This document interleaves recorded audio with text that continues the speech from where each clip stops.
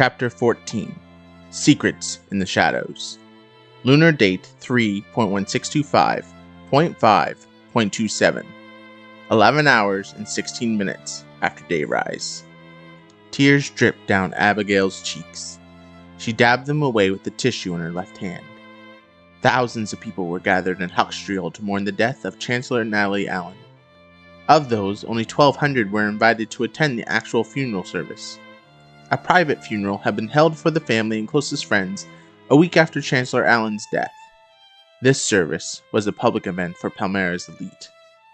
Abigale was only in attendance due to her association with Dorn. They were sitting up near the front with Dorn's grandparents near all the other current and past ruling families of Palmara. 2 rows in front of them sat the amiable leader of Valtor, Sovereign Ingrid Snow, with her husband Joachim. Across the aisle sat Lisbeth Hoig, the stoic magistrate from her homeland of Morasia. Finally, diagonally behind them was the charming President Godrik Stadier and his wife Dallia from Kalmorn. She'd only met them once for a few minutes before the funeral. That was enough time to pick up the type of people they were, or the type of people they want others to see them as. The service was being held in the open courtyard on the ground level of the Capitol building. Constructed of the same black marble as the rest of the building, the courtyard was typically a place for families to gather and have picnics among the gardens, where school trips occurred and students learned more about the political nature of Cladonia and the other nations of Palmara, where ministers walked and discussed the latest law they wanted to pass or shut down while drinking their choice of hot drink dispensed from one of the countless fabricators. Presently, it was adorned with flowers and holographic images of the life of Natalee Allyn. Along the perimeter, the Kashig of Cladonia stood on guard for their chancellor, and also to make sure nothing out of the ordinary happens. Dressed entirely in black on the raised platform, Sybil Allyn approached the podium. 4 Kashig, 2 on each side, flanked the young woman. In front of her, on a pedestal of white marble, sat the urn holding Chancellor Allyn's ashes. Sybil blew a kiss towards the urn before glancing up into the sky. Only a year or 2 older than Abigale, Sybil held herself with dignity and grace far beyond her years. Abigale's heart reached out to the young orphan who was carrying the weight of grief on her shoulders, yet was courageous enough to speak about her mother. Beside the Chancellor's daughter, Renisa the Tiger lay down as Sybil began her speech. Honorable President Stadier, Honorable Sovereign Snow, and Honorable Magistrate Hoig, words of gratitude are not fitting enough to express my thanks for the support you have given me over the past month since my mother's passing. Sybil demanded everyone's attention with her constant eye contact. Your grace and patience with Cladonia as we search for a new chancellor is evidence of the equality and love that exists between all of Palmara's nations. While we mourn the death of our leader, this darkness will not consume us. We will emerge stronger than ever, and the dreams my mother had for this nation will continue on. Abigale could hear murmurs and whispers of nearby attenders. She could be chancellor one day. Sybil has her mother's spirit. Sybil may have her mother's command, but her eloquence comes from her father. He'd be proud of his daughter if he was still alive. If she wasn't so young, she may have stood a chance at being elected.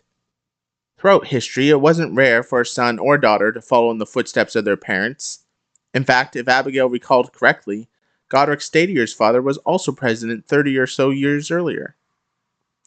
People of Cladonia, Morasia, Valtor, and Kalmorn, you have my thanks for attending this funeral today. I may never have the chance to speak to you personally. Still, I'd like you to know that your presence here today warms my heart. When tragedy strikes, it is important for all of us to stand united as one people under the banner of Palmara. Together, we are stronger. I spent many nights pondering the words I'd say today. I wanted to honor my mother as best as possible, while still also encouraging and inspiring us to carry on the torch she has passed on to us. In my contemplation, I was reminded of visiting the eastern shores of Cladonia with my mother a few years ago. The port city of Calypso Bay boasts one of the grandest lighthouses in their harbor.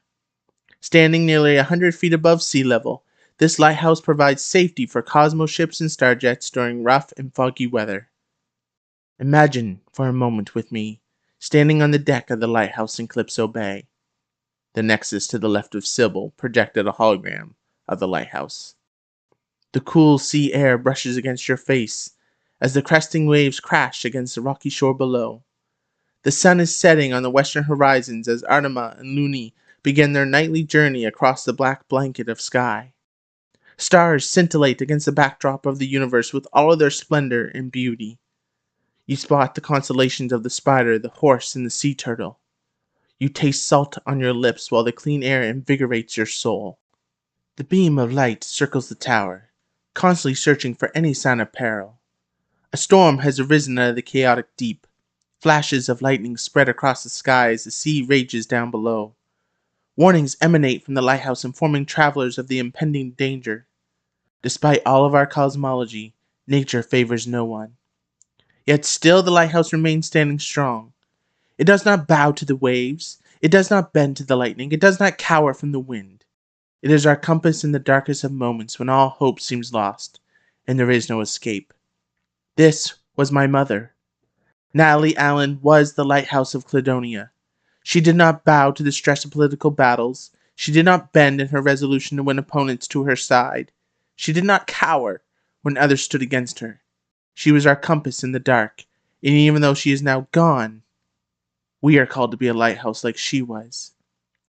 Wherever you are in life, be a lighthouse. Doesn't matter if you are in the highest political circles or a student in the academy.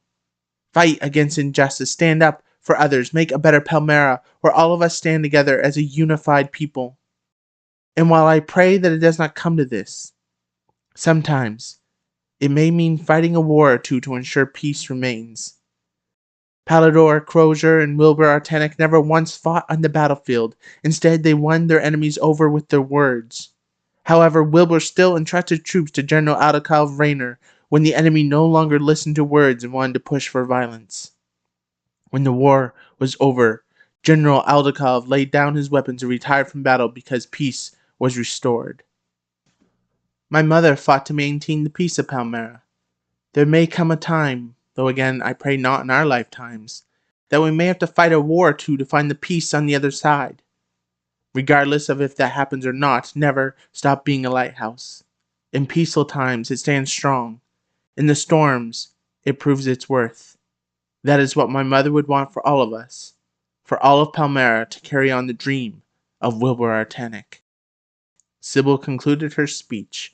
A roaring applause reverberated throughout the courtyard. Abigale found herself standing up with everyone else to acclaim Sybil on a job well done. The service continued with a few other eulogies, one from each of the other country's leaders. After nearly 2 hours, the service concluded with a time of refreshments and fellowship in the banquet hall on the 18th floor of the Capitol building. Abigale found herself alone when Dorn excused himself to the bathroom. She munched on a few pieces of pepperoni while enjoying a nice hot coffee. She knew most people might find it an odd combination of food and drink. She found it comforting. Abigale Sharpe? The voice sounded familiar, though she couldn't place it in her memory. She turned around and recognition hit her. The voice belonged to the lead archaeologist of the team who discovered the ancient boat named the Alyce, the same team Abigale had helped when she was last in Huxtrail. Dr. Davis, how have you been? Good, I am good, he smiled genuinely. I'd like to thank you again for all your help with the Alyce.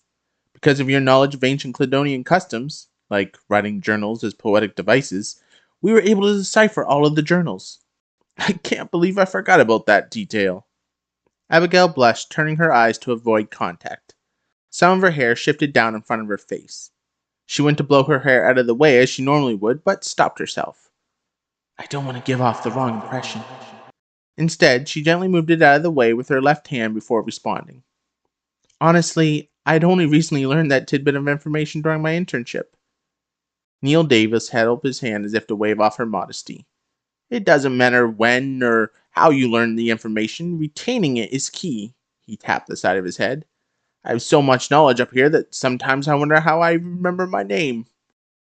A short giggle escaped her lips. Yeah, this is why I record all my notes in my Nexus and in a journal. This way, all I have to recall is that the information is somewhere and then go find it. Whoa, Nelly! Very wise, yes, very wise indeed. I have recorded some of my Nexus, but I never thought of recording it on paper. I must try that. Thank you, Abigale. My pleasure, Dr. Davis. Please, call me Neil. We are colleagues, and one day when your prestige increases, you too will be granted the title of doctor. Dr. Abigale Sharpe. Has a nice ring to it, I might add. Yeah, she admitted slowly. Yeah, it does. This is my goal. This is why I'm staying with Dorn. Through him, I gain the prestige I need to make a name for myself and make my parents proud of me. Nothing and no one will stand in my way. If you would excuse me, Abigale, I'm going to go find some of my colleagues. As you know, Chancellor Allyn was an intense lover of history. A little bit later tonight, we will dedicate the Inalost project in her memory. Neil stopped, his eyes revealing an idea that had come to him. You should come join us. Your name is on the project, and I know she had a special place in your heart. Really? Abigale was blown away. This could skyrocket my prestige overnight. I'd be honored. Thank you. Wonderful. Neil clasped his hands together. I will go speak with my colleagues and then give you a call on your Nexus to tell you when to meet us so that you can join us on stage. I should tell... No. Why did my brain go there? He means nothing to me anymore. Not after the stunts he's pulled lately.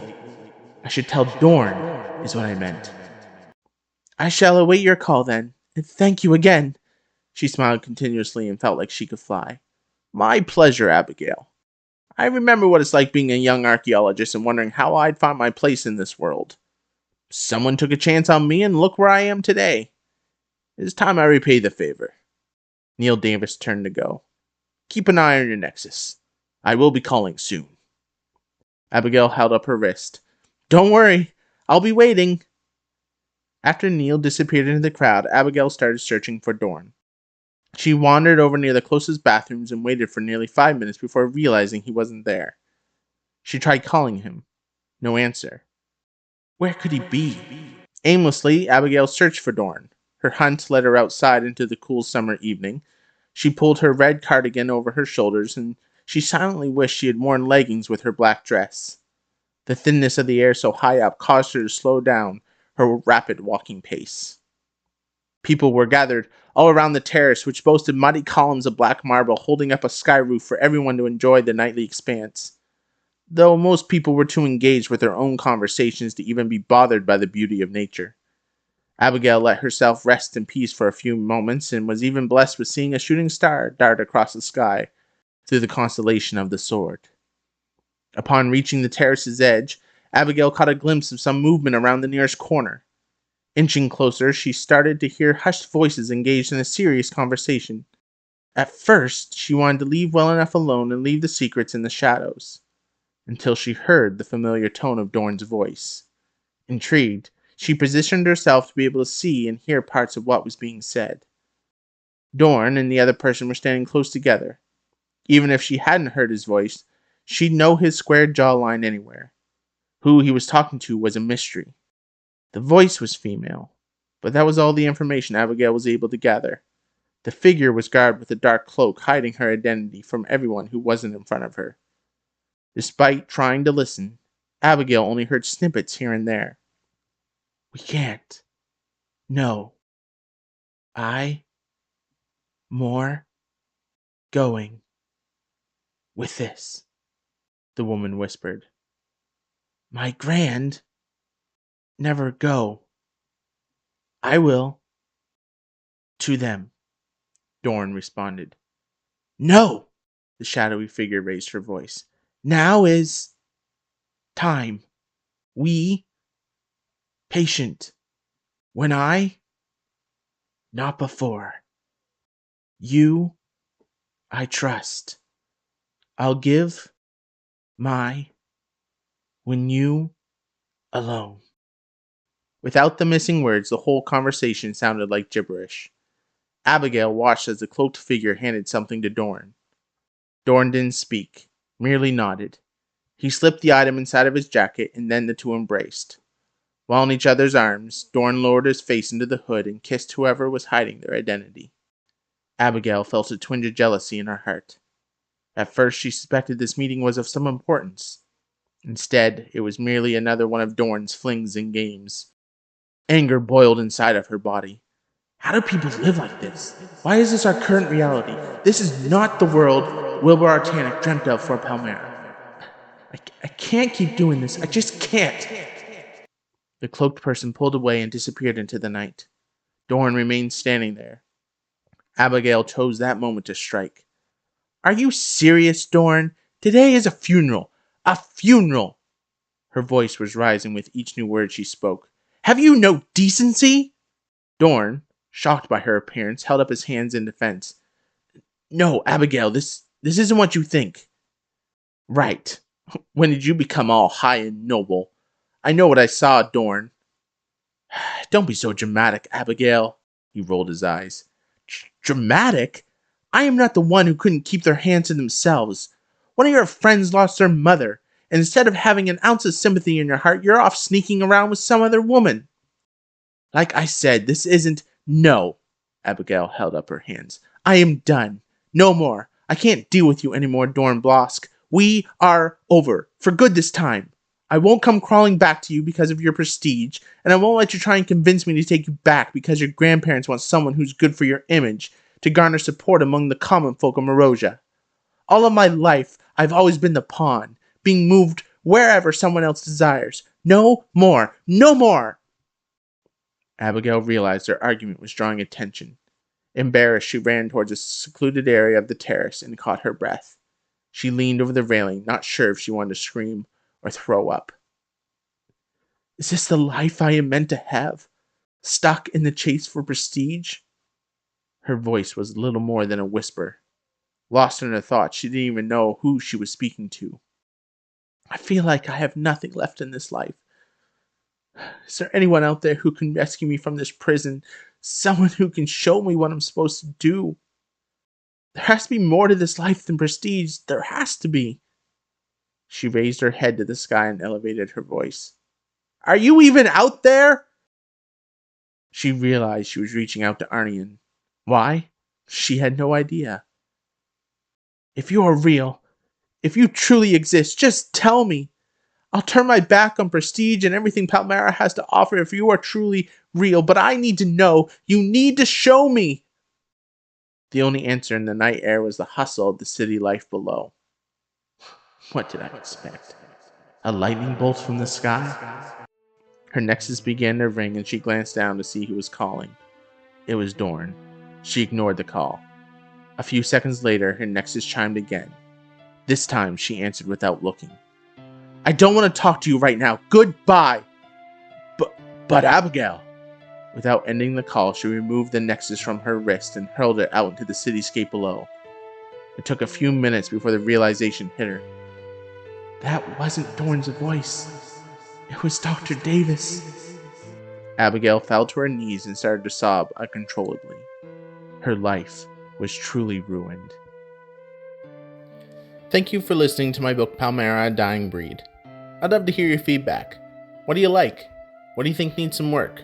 What are you most interested to see happen? What questions do you have?